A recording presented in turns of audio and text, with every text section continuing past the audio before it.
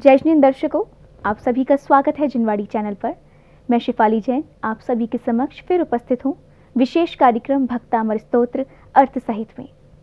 इस कार्यक्रम में हम मुनि पुंगव श्री सुधा सागर जी महाराज के मुखार बिंद से भक्तामर स्तोत्र के काव्यों की अर्थ सहित व्याख्या समझते हैं। इस कार्यक्रम की मुख्य विशेषता है कि इस कार्यक्रम में बहुत ही सहजता से जीवन के विभिन्न कष्टों का निवारण मिल जाता है। जय श्री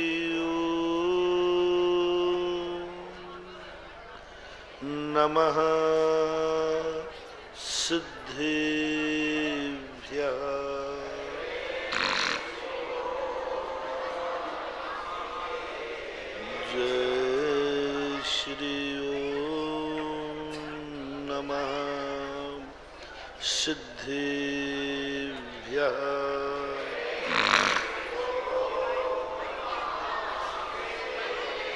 सर्वमंगलमांगल्यं सर्वकल्याणकारकं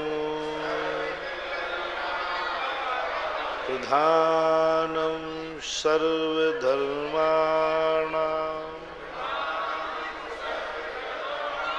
जैनं जयतु शासनं जैनं जयतु शासनं जैनं जयतु शासनं। पंच परमेष्टि भगवान की, आचार्य श्री गुरुवर कुंद कुंद महाराज की, आचार्य श्री गुरुवर विद्यासागर महाराज की।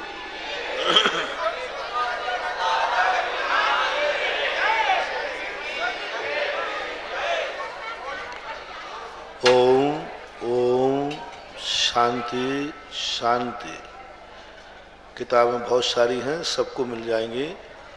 आप लोग किताबें देने की व्यवस्था पीछे करें, काउंटर पर जहां आवास व्यवस्था का है वो डबल नहीं लेवें। ज्ञानावरणी कर्म का बंध होता है। 2 किताबें लेने से ज्ञानावरणी कर्म का बंध होता है। आपके परिवार में 2 व्यक्ति पढ़ रहे हैं तो 2 ले लें, लेकिन एक घर रख जाए और एक यहाँ ले लिया, ये कोई सामान्य वस्तु नहीं, जिनवाणी है। डबल जो लेंगे, जो पहले लेकर तो घर छोड़ा है और आज फिर खाली आ गए, तो कोई सब्जी नहीं है, फल फूल मिठाई नहीं है। व्यक्ति को मूलतः, अब देखो फिर आवाज कर रहे हैं आप लोग।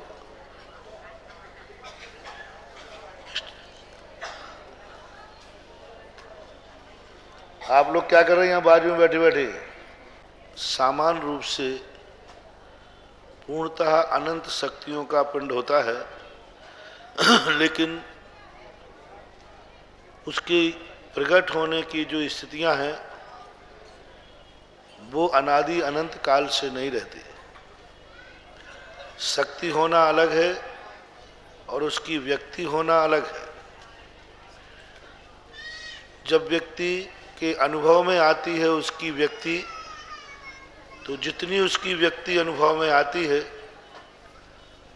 उतनी ही वह शक्ति मान बैठता है। वह यह समझ बैठता है कि जो आज मुझे अपनी शक्ति का अनुभव हो रहा है, मेरे में इतनी ही शक्ति है, अब बढ़ नहीं सकती। जैसे अपन आँख से देखते हैं तो अपन देखते हैं कि आँख से इतना दिखता है तो इतना ही मेरी आत्मा देख सकती है, इससे अधिक नहीं। ऐसी भ्रांत धारणा है। जिस आँख में अभी 1 किलोमीटर देखने की क्षमता है, यही आँख यदि क्षयोपशम हो जाए तो यहाँ से बैठे बैठे सूर्य में स्थित जिन भगवान के बिंब का दर्शन कर सकता है। ऐसी भी आंखें हैं चक्रवर्ती आदि की। अपन भी वैसी आंख का क्षयोपशम प्राप्त कर सकते हैं। इसलिए कभी यह नहीं मानना चाहिए जो कुछ आज मेरे पास है बस यही अंतिम सत्य है। जो कुछ है यह तो बहुत कम है, अभी इससे अनंत अनंत गुणी शक्तियां हमारे पास विद्यमान हैं, बशर्ते हम उसको प्राप्त करने के लिए पुरुषार्थ करें। हम ये न सोचें कि हम कितना कर पाएंगे, हम ये सोचें कि हम सब कुछ कर पाएंगे। कौन जानता था कि अपन भक्तांबर पढ़ने के योग्य हो जाएंगे। जब अनादि काल के निगोदिया जीव की दशा उठाते हैं तो लब्धि अक्षर के अनंत में भाग ज्ञान होता है। उस ज्ञानधारी की दशा को देख करके लगता है कि हमारा कब विकास होगा और कब पहुँचेंगे, असंभव जैसा लगता है। लेकिन धीरे धीरे करके आज अपन यहाँ तक आ गए कि अक्षरों को पढ़ने लगे, अर्थ निकालने लगे।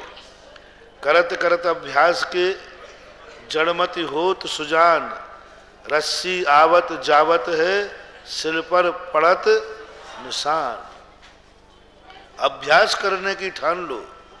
तुम ये मत देखो कि हम कितना चले हैं, तुम ये देखो कि हमने चलने का साहस किया है।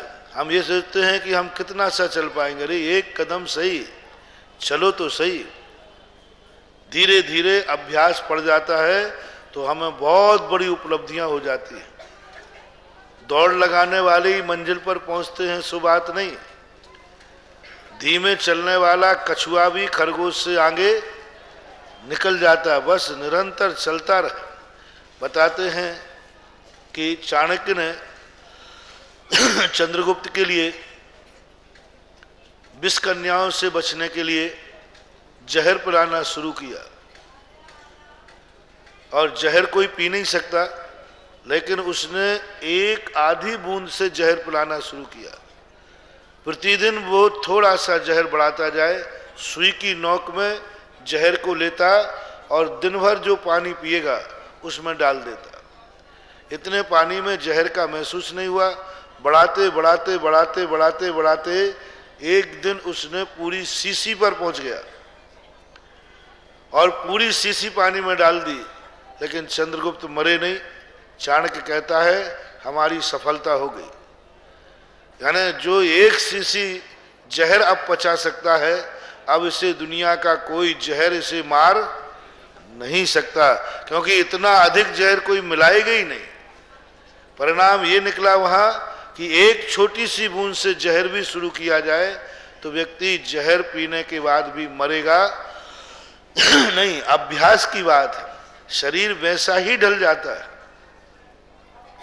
कोई मनुष्य भैंसे को नहीं उठा सकता, पाड़ा होता ना, पाड़ा कभी नहीं उठा सकता।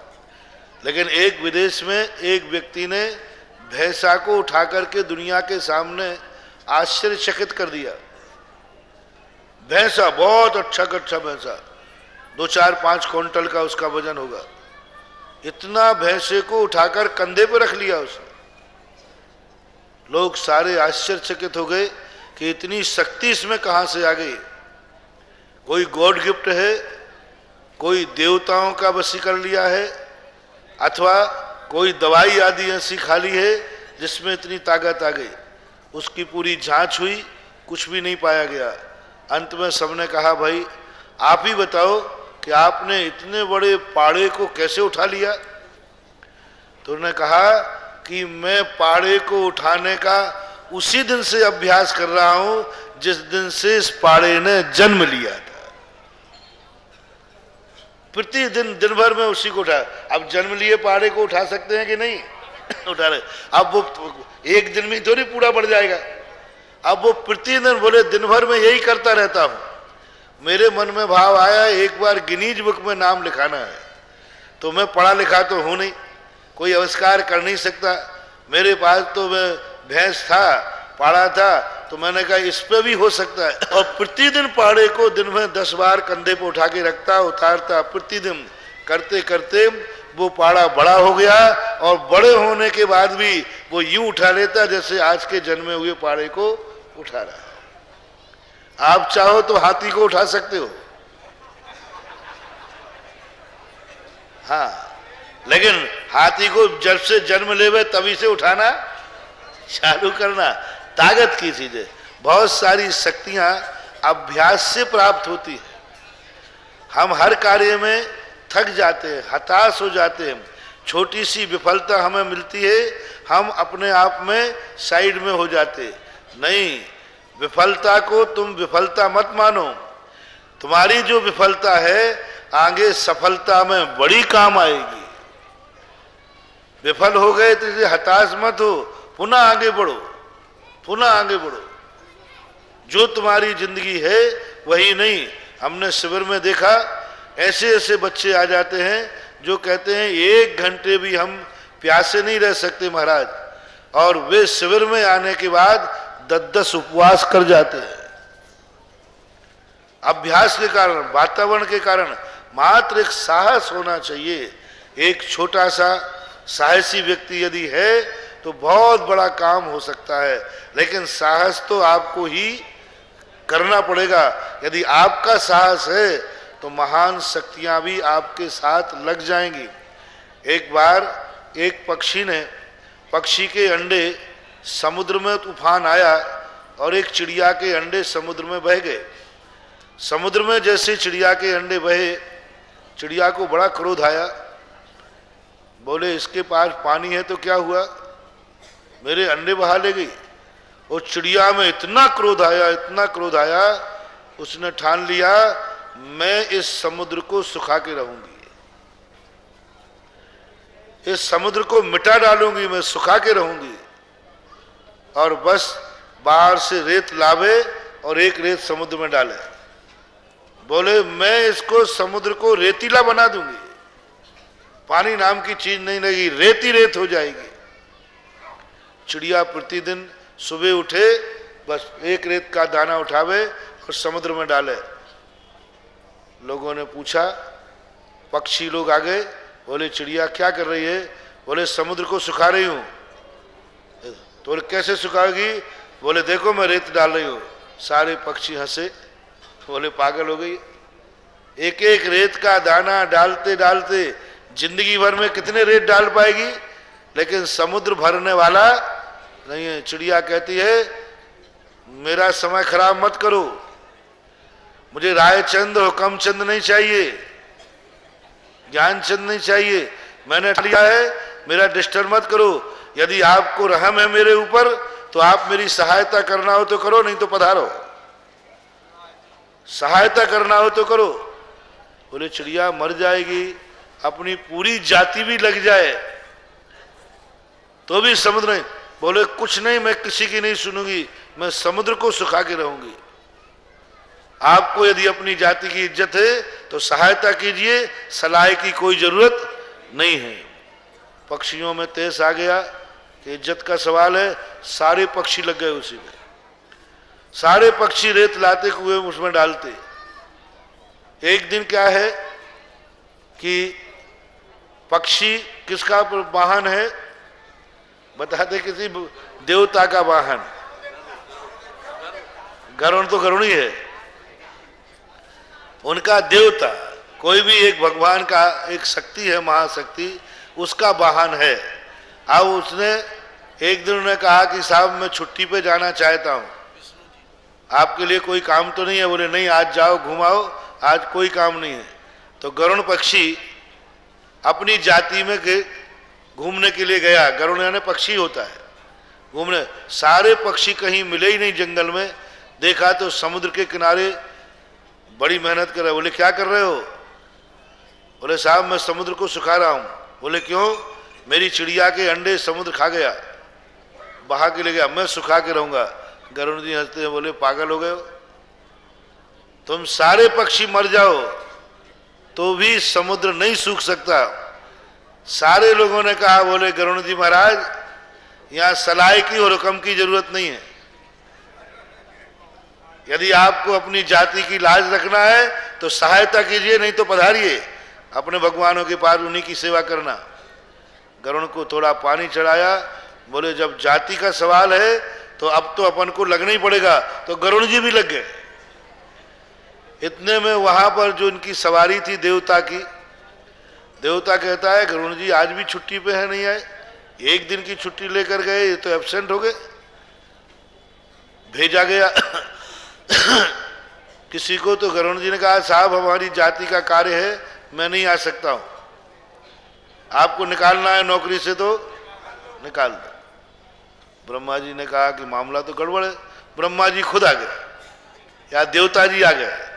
वो देवता फिर आकर के कहते हैं देखो भाई क्या है गरुड़ जी, हमें जल्दी जाना है दौरे पर, आप जल्दी आओ। बोले साहब नहीं आ सकता, जब तक समुद्र नहीं सूखेगा हम यहां से नहीं हट सकेंगे। हमारे पक्षी जाति ने नियम लिया है चाहे हम मर जाएंगे लेकिन जब तक समुद्र नहीं सूखेगा हम यहां से नहीं जाएंगे, अन्न जल ग्रहण नहीं करेंगे। चिड़िया ने नियम लिया तो सारे पक्षियों को भाव आ गया ये चिड़िया मर जाएगी, तो सारे पक्षियों ने कहा। अब गरुड़ जी कहते हैं कि देखो सारे पक्षी मर जाएंगे मेरी जाति के, नियम लिया अन्न जल जब ही ग्रहण करेंगे जब हम समुद्र सुखा देंगे। देवता को आया गरुड़ जी तुम्हारा, बोले साहब जाति के लिए तो मैं मरूंगा, मेरा भी संकल्प है अन्न जल जब ही ग्रहण करूंगा और आपकी सेवा भी जब ही करूंगा जब समुद्र सुखा दूंगा, नहीं तो हम भी यहीं मरेंगे। अब देवता ने सोचा यदि इनका काम नहीं हुआ तो गरुड़ जी मरेंगे, ये सब मरेंगे, हमारी सवारी कौन बनेगा फिर। तो देवता ने कहा कच्चा नियम के पक्का। बोले साहब आप हम सबको भस्म कर दो, कुछ भी कर दो, लेकिन हम समुद्र सुखाए बिना नहीं जाएंगे, या तो मरेंगे या समुद्र सुखाएंगे। जब देवता को दया आ गई कि भैया समुद्र सूखेगा नहीं, ये जाएंगे नहीं, तो देवता लग गए और समुद्र को सुखा दिया, सारे पक्षियों का काम हो गया। कितनी सी किसके साहस से, यदि वो चिड़िया साहस नहीं करती तो कार्य होना, यही सोच के बैठी रहती कि मैं क्या कर सकती हूँ इतने समुद्र के सामने, मेरा क्या बस चलेगा इतने समुद्र को सुखाने के लिए। नहीं, तुम पुरुषार्थ चालू करो, तुम एक कदम आगे बढ़ो, तुम बढ़ो तो सही, रुको मत, शर्त एक है, रुको मत, एक शर्त है। वो कहा था ना एक दिन, एक एक कण इकट्ठा करते करते भंडार भर जाता है और एक एक पग चलते चलते मुक्ति की मंजिल आ जाती है। शुरुआत करो। जैन दर्शन ने कितना गजब की बात, महाराज कैसे हैं जैन दर्शन। एक व्यक्ति ने कहा कि मैं मात्र मछली नहीं खाऊंगा, पहली मछली। महाराज खुद बोले ठीक है करो। गजब हो गई, एक मछली नहीं खाएगा काय का धर्मात्मा, शेष तो खाएगा। तो भी जैन दर्शन कहता है क्या है, बोले महाराज ये भी कोई धर्मात्मा की निशानी है, ये भी कोई नियम है। बोले तू जानता नहीं है, कम से कम धर्म की शुरुआत तो एक तो बची है ना, 100 मरना थी तो कम से कम एक तो बची, एक को तो बचाओ, शुरुआत तो करो। कौए का मांस त्याग रहा है, शुरुआत तो करो। अनंत चौदस को छोड़ रहा है हिंसा, कोई बात नहीं, शुरुआत करो। आप भी शुरुआत करो, बहुत छोटे से नियम से शुरुआत करो, बहुत छोटे सा नियम, इतना छोटा नियम, इतना छोटा नियम, इतना छोटा नियम कि आज के बाद हम पत्थर नहीं खाएंगे।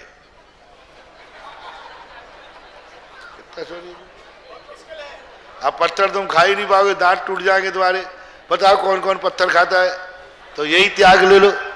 आपको मालूम है मैंने बताया था, नियम कितना भी छोटा हो लेकिन शुरुआत करो। हम हाथ पे हाथ रखे बैठे रहेंगे नहीं, हम हाथ पे हाथ रखे बैठेंगे नहीं, हम चलेंगे और चलते जाओ।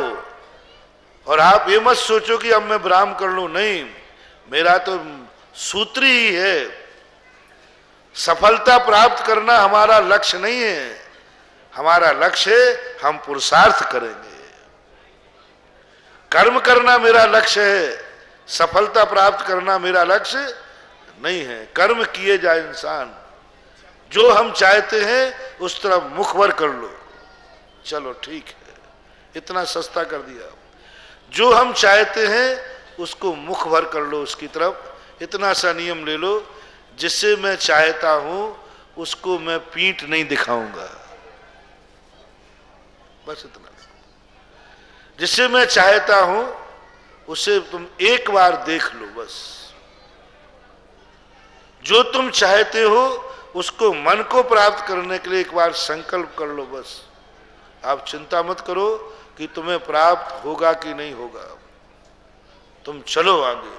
अपन क्या करते हैं, थोड़ा सा अपन को कुछ मिला अपन सोचते हैं कि बस हमारा तो इतना ही पुण्य है जितना भीख में मिल गया, इतना ही पुण्य है जितना मूंगफली का ठेला लगा लिया, इतना ही पुण्य है जितना कि अपने पास वर्तमान में है। नहीं, आप आगे तो बढ़ो। फूल चुनने के लिए तुम रास्ते में मत रुको, गुलदस्ता तुम्हारा इंतजार कर रहे हैं। अपन क्या करते हैं, एक आध फूल मिला उसी को तोड़ने में लग जाते हैं, उसी को सूंघने में लग जाते हैं, उसी में मस्त हो जाते हैं। परिणाम ये निकलता है कि हम मात्र उसी फूल को चुनने में जिंदगी गुजार देते हैं। जैसे सारे संसारी प्राणी, थोड़ा सा पुण्य मिला, मनुष्य पर्याय मिली, बस इसी में मस्त हो। थोड़ा सा परिवार मिल गया, उसी में मस्त हो, उसी में मत। थोड़े इंद्रियों के सुख मिल गए, बस इसी में जिंदगी गुजार दोगे। बस कितना, रोटी कपड़ा और मकान जीवन के हैं, बस रोटी मिल गई, बस महाराज हम बराबर सुखी दुनिया में कोई नहीं। अरे तेरे रोटी में सुख मान रहा है तेरे में तो इतना पुण्य है कि तेरे गले से अमृत झरेगा। तेरे में तो इतनी शक्ति है कि बिना खाए हुए भी तू अनंत सुख का भागीदार बन सकता है। अपनी शक्ति को पहचानना है, बढ़ो, आगे बढ़ो, छोड़ो ये देखा आपने कला साधु की।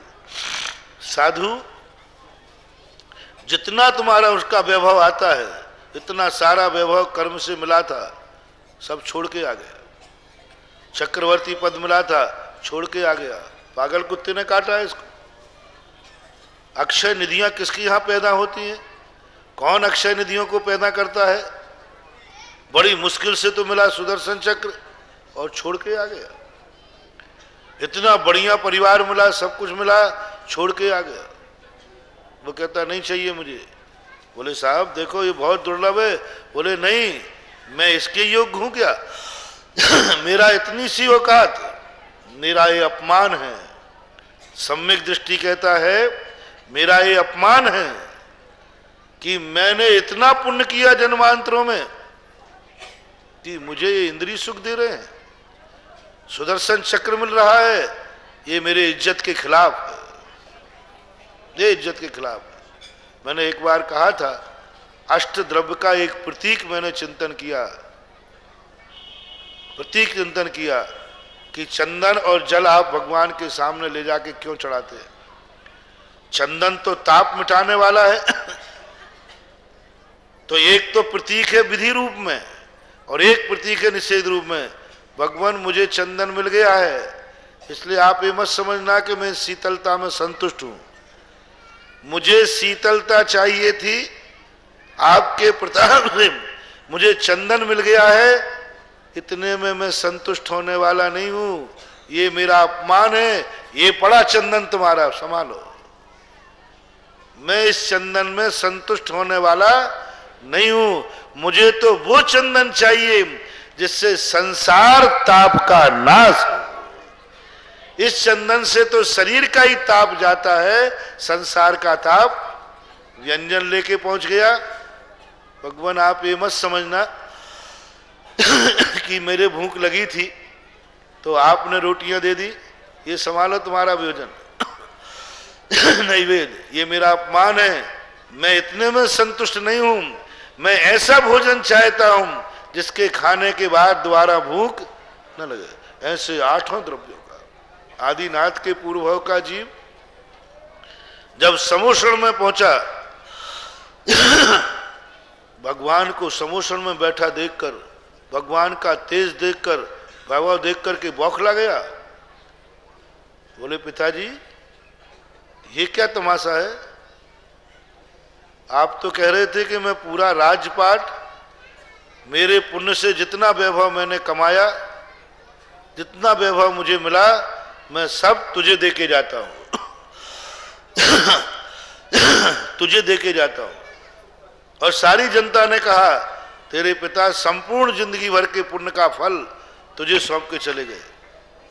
और मैं भी खुश था, मैं भी जान रहा था वो कि मेरे पिताजी ने देखो कितना राजपाट जोड़ा, धन दौलत जोड़ी, सब मुझे छोड़ गए।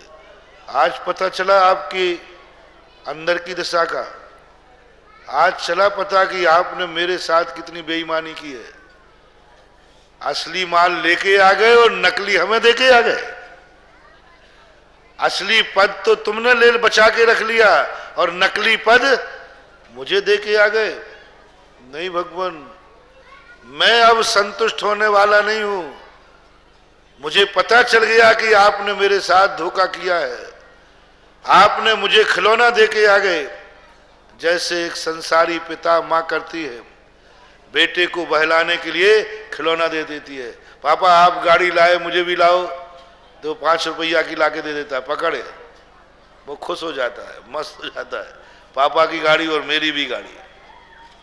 ऐसे ही तुम समझ चुके हो कि मैं मन बहलाने के लिए ये सारा राजपाट देके आए और असली पद लेके आए। अब मैं संकल्प करता हूं, यदि मैं तुम्हारा बेटा हूं और यदि मैं तुम्हारा भक्त हूं, तो अब तो मैं यहां से जब ही जाऊंगा, जो पद आपको मिला है वो पद मुझे मिलना चाहिए, और जो वैभव आपका है यह वैभव का अधिकारी मैं होना चाहिए।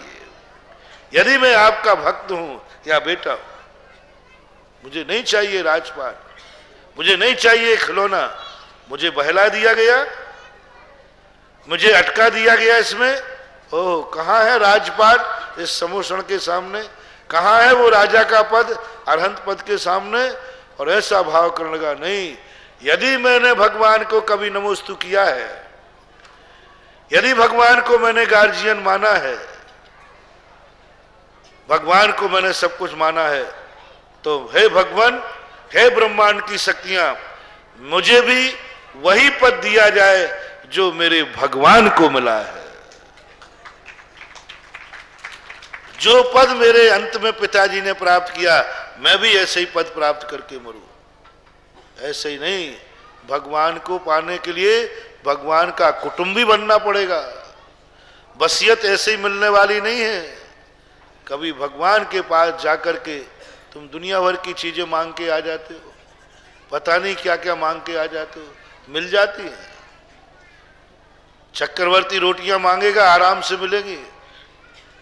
कभी भगवान के पास जाकर के वह चीज मत मांगना जो भगवान छोड़ के गए हैं। यदि तुम ओरिजिनल बेटे हो, ओरिजिनल बेटे हो, तो पिता से वह वस्तु नहीं लेता बेटा जो पिता त्याग देते हैं। ओरिजिनल बेटा पिता से वह वस्तु लेता है जो पिता के पास अभी भी है। इसी प्रकार भगवान से, गुरु से वो वस्तु की मांगने का भाव नहीं करना, कभी नहीं मांगना। सबसे पहले गुरु के पास जाते समय सोचना, क्या मांगू, मांगना तो क्या मांगू, वो चीज तो नहीं मांगेंगे जो महाराज ने छोड़ दी है, क्योंकि मैं इतना बुद्धू नहीं हूं। यदि अच्छी होती तो महाराज क्यों छोड़ते, अच्छी होती तो महाराज क्यों छोड़ते। उनका छोड़ना बता रहा है कि ये वस्तु बुरी है, बहुत बुरी है।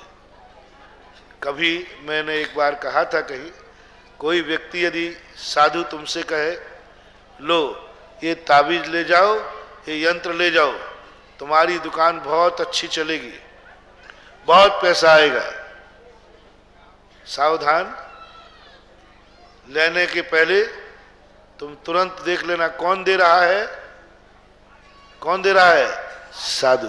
तुम एक प्रश्न जरूर पूछना, महाराज क्या दे रहे हो, तेरी दुकान अच्छी चलेगी, व्यापार अच्छा चलेगा, खूब पैसा आएगा, खूब पैसा आएगा, मकान भी बन जाएगा, गाड़ी भी आ जाएगी, सब आ जाएगा, बहुत बड़ा आदमी बन जाएगा। तो महाराज से इतना पूछना, महाराज आपके दुकान थी कि नहीं, बोले थी। चलती थी कि नहीं, बहुत चलती थी। पैसा था कि नहीं? बोले था। तो आपने क्यों छोड़ दी वो? आप छोड़ के क्यों आए हो? बोले मुझे वैराग हो गया, वो नरक का द्वार है, संसार है। तो तुरंत कहना, गुरुजी आप मेरे गुरु हैं कि दुश्मन? जो नरक का द्वार मानकर तुमने छोड़ा है, उस नरक के द्वार के लिए मुझे लक्ष्मी यंत्र दे रहे हो, उसके लिए मुझे पिछी लगा रहे हो, उसके लिए मुझे गंडा तावीज दे रहे हो। तुम मेरे गुरु नहीं हो सकते हो, तुम मेरे पूर्व जन्म के बैरी हो, जो तुम तो बच गए और मुझे धक्का दे करके आ रहे हो। पद्म पुराण में पूज्यवर रविशरण महाराज ने ऐसी सुंदर कथा की। पिताजी राज छोड़ के जाने लगे। बेटा कहता है, पिताजी बेटा आप संभालो राजपाल। बोले आप क्यों छोड़ रहे? बोले संसार बेकार है, असार है, नरक का द्वार है, कांटों का ताज है। बेटा कहता, पापा आप मेरे ओरिजिनल पापा तो हैं? ओरिजिनल है कि डुप्लीकेट? बोले बेटा ऐसी कैसी बातें कर रहा है? बोले पापा मुझे समझ में नहीं आ रहा कि आप ओरिजिनल पापा हैं। ओरिजिनल पापा होते जो नरक का द्वार है, असार है, कांटों का ताज है, ऐसी चीज कभी बेटे को नहीं दी जाती है। ऐसी चीज कभी गुरु चेले को नहीं देता है, और ऐसी वस्तु तुम्हें लेना भी नहीं है। तुरंत कहना, महाराज मुझे नहीं चाहिए है, यदि आपको चाहिए हो तो मेरी दुकान पर आप बैठना चालू कर दो, यदि आपको पश्चाताप हो रहा हो तो। पहले देखो गुरु ने क्या क्या छोड़ा है। जो जो गुरु छोड़ के आए वो अपन नहीं मांगेंगे, बस वो नहीं मांगेंगे, क्योंकि हम गुरु के सच्चे भक्त हैं। क्या मांगेंगे? जो गुरु के पास अभी है। क्या है गुरु के पास? मेरे न चाहे कछु और ईस, रत्नात्रय निधि दीजे। इसे जो है वो मांगो, जिस पद पर बैठे हैं वो मांगो। भगवान का दर्शन करते समय भी यही सोचना, क्या मांगे भगवान? जो छोड़ आए हो वो नहीं, जो अभी आपके पास है। अनंत चतुष्ट है, जो पदवी आपने पाई है उस पर मैं कितने ही रागी हो, कितने ही द्वेषी हो, कितने ही पापी हो, हीन भाव नहीं करना। धर्म कार्य में कभी लज्जा नहीं करना, शक्तिहीन नहीं मानना। तुम बढ़ो आगे, आगे चलो, देखो तुम्हें क्या मिलता है। मैं फेल हो जाऊंगा तो लोग हंसी उड़ाएंगे, उड़ाने दो। तुम तो गर्व करना, देख तू फेल हो गया है। लोग फेल ही तो कहेंगे, तुम गर्व करना कम से कम 10 नंबर तो पाए हैं। घर बैठे बैठे तो वो भी नहीं मिला। चलो आगे बढ़ो। पूज्यवर मानतुंग आचार्य महाराज 6वें नंबर पर अपन को सबको यही साहस दे रहे हैं कि तुम इसके लिए मत डरो अच्छे कार्य में कि तुम फेल होगे। अल्पश्रुतम श्रुतवताम परिहास धामो। हर कार्य में साहस बढ़ा रहे हैं पूज्यवर। ये 5-6 श्लोक ऐसे कायरों के लिए हैं जो मुर्दों में भी जान फूंक देते हैं। सारे कह रहे मेरी हंसी उड़ेगी लेकिन मैं तो जाऊंगा।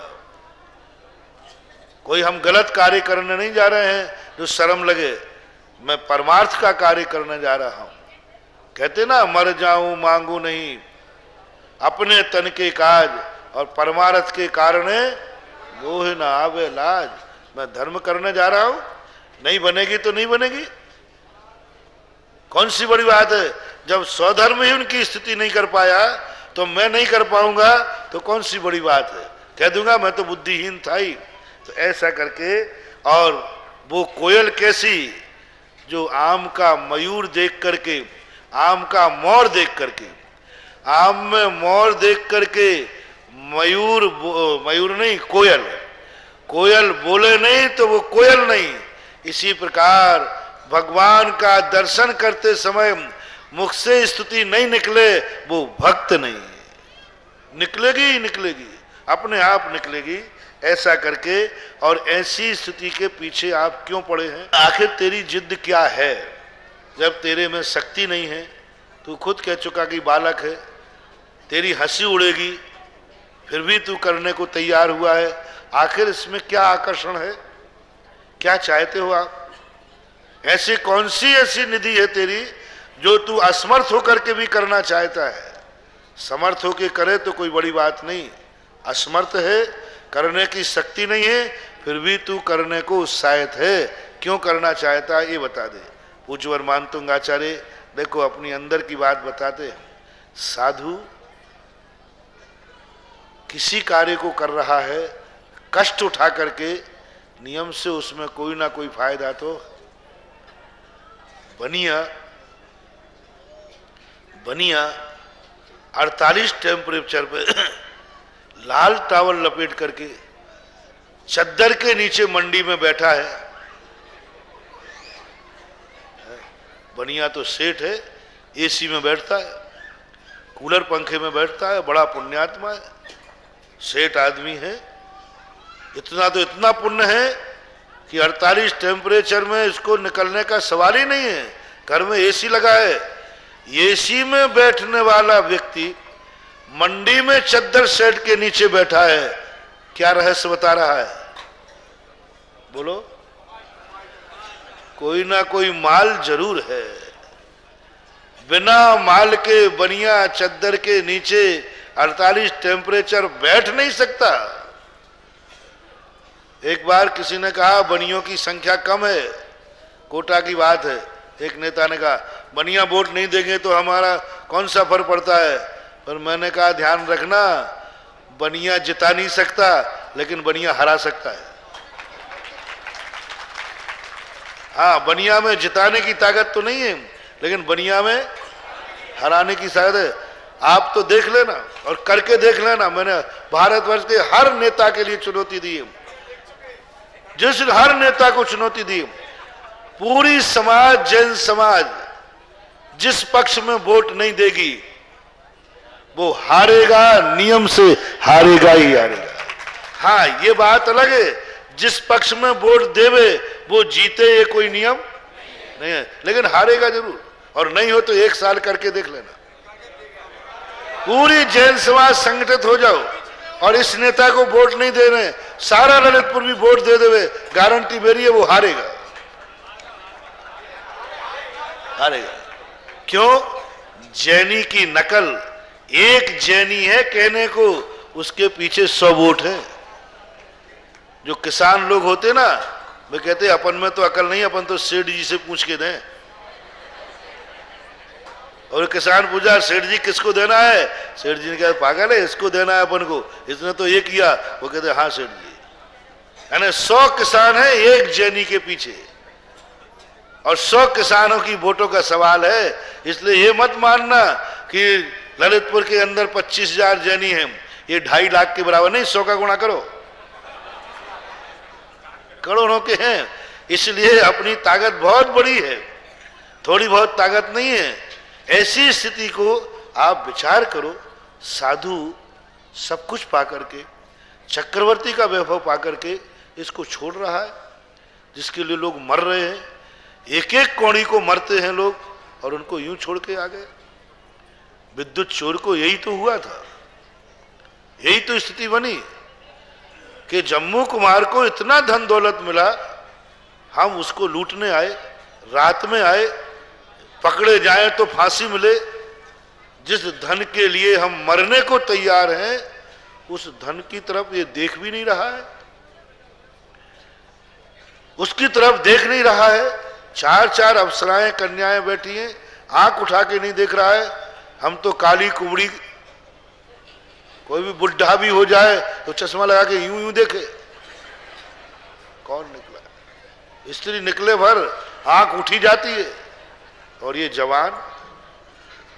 जवान अप्सराएं सामने आंख नहीं उठा रहा है, नासा दृष्टि करके बैठा है। क्या मामला है, क्या मामला है? जरूर कोई रहस्य है, साधारण बेटा नहीं है। लग गया पीछे, लग गया पीछे, कुछ नहीं जानता था, ये छोड़ रहा है, इसका अर्थ इसमें कोई रहस्य है। और जम्मू कुमार की जब दीक्षा हुई, 500 चोरों ने दीक्षा ली। तीर्थंकर कोई बड़े महान नहीं है, आदिनाथ की कोई बड़ी महानता नहीं थी, 4000 भक्तों ने दीक्षा ली। पहला है एक जम्मू कुमार जिनके साथ 500 चोरों ने। क्या गजब का वैराग, क्या गजब की वैराग्य परिणति है। जब साधुओं को तुम देखते हो, ऐसे ही साधु पागल नहीं है। साधु इतने यहां तो चोरों ने ली। राजा को प्रभावित करना उतना कठिन नहीं है जितना चोरों को प्रभावित करना। मैं तो कई बार कहता हूं, समोसरण में जनता 2.25 घंटे प्रवचन सुन ले वे, कोई बड़ी बात नहीं है। पंचम काल में ललितपुर के बंदर 2-2 घंटे प्रवचन सुन ले वे, इससे बड़ा अतिशय हो नहीं सकता। बहुत बड़ा, कौन सी बड़ी बात हो गई। यहाँ तो ना तो समोषण है, ना वैभव है, ना केवल ज्ञान है, यहाँ तो पढ़ी पढ़ाई बातें हैं साथ में, फिर भी तुम। इसलिए ज्ञान सागर महाराज ने लिखा, पंचम काल में यदि कोई व्यक्ति थोड़ा भी धर्म करता है, नियम से उसको भव्य जानना, उसका शौका है तो देखो तो बड़ा वैभव। साधु लोग इतना कष्ट उठाते हैं, वैसे ही नहीं उठाते। यदि तुम्हें धर्म समझ में नहीं आवे तो साधुओं को देखकर ग्रहण कर लेना। साधु लोग इतना कष्ट क्यों उठा रहे हैं, ठंडी गर्मी सहन कर रहे हैं, केश लॉन्च कर रहे हैं, अंतराय पाल रहे हैं, आखिर मामला क्या है। तुरंत तुम समझना जरूर कोई रहस्य है।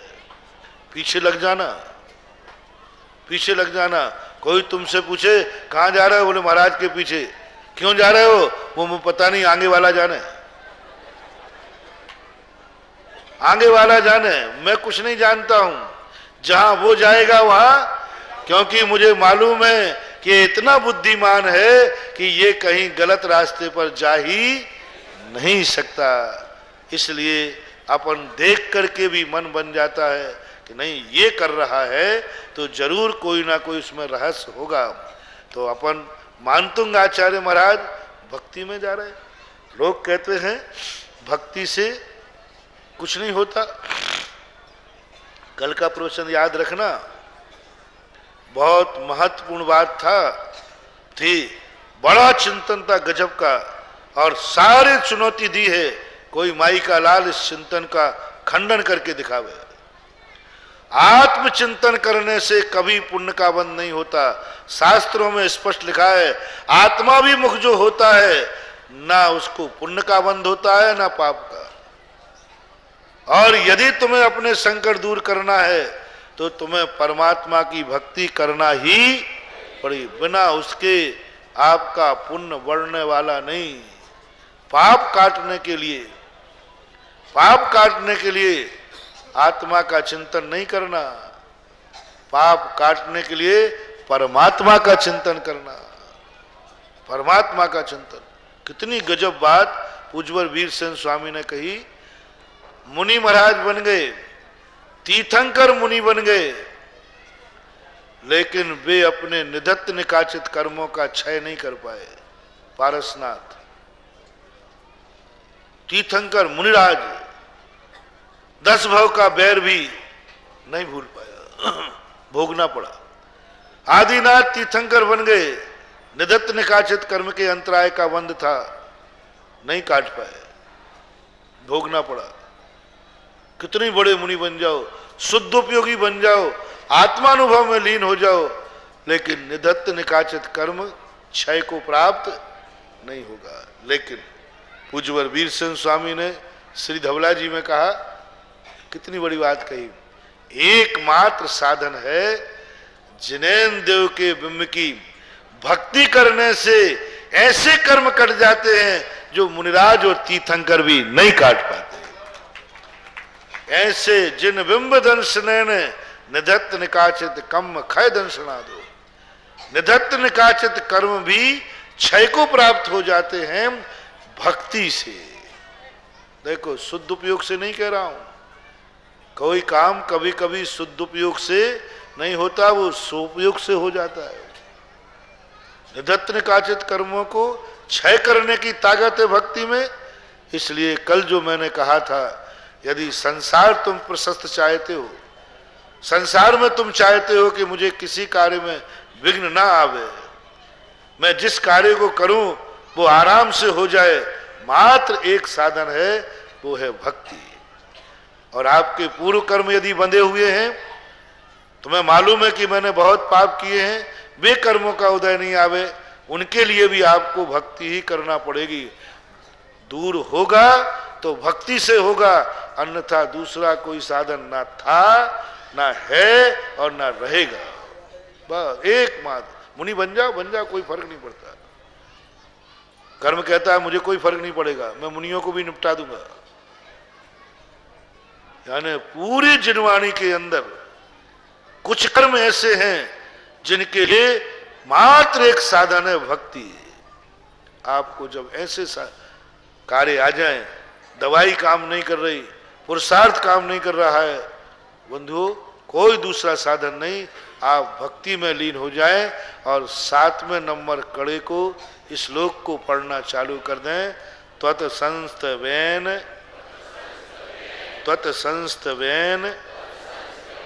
भव संतति सन्निबद्धम, त्वत् संस्तवेन भव संतति सन्निबद्धम।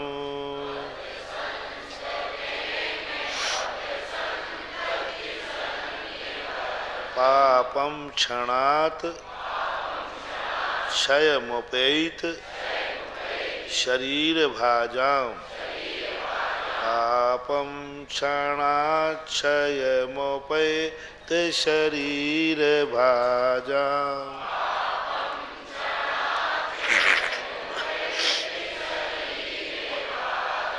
आक्रांत लोक मलिनील मशेष मासु, आक्रांत लोक मलिनील मशेष मासु।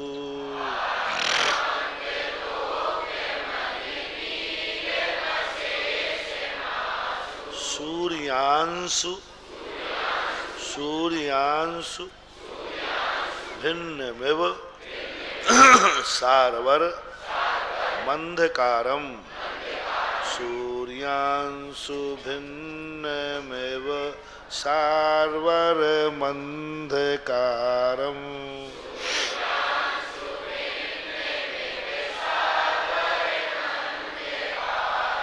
कई लोगों की धारणा ऐसी है कि भक्ति से कर्मों का क्षय नहीं होता, बंध ही होता है। वो कथन जहाँ अध्यात्म ग्रंथों में लिखा है वो मात्र नए सापेक्ष है, सत्य नहीं है। वो एक आंख से देखा गया है, दोनों आंख से नहीं।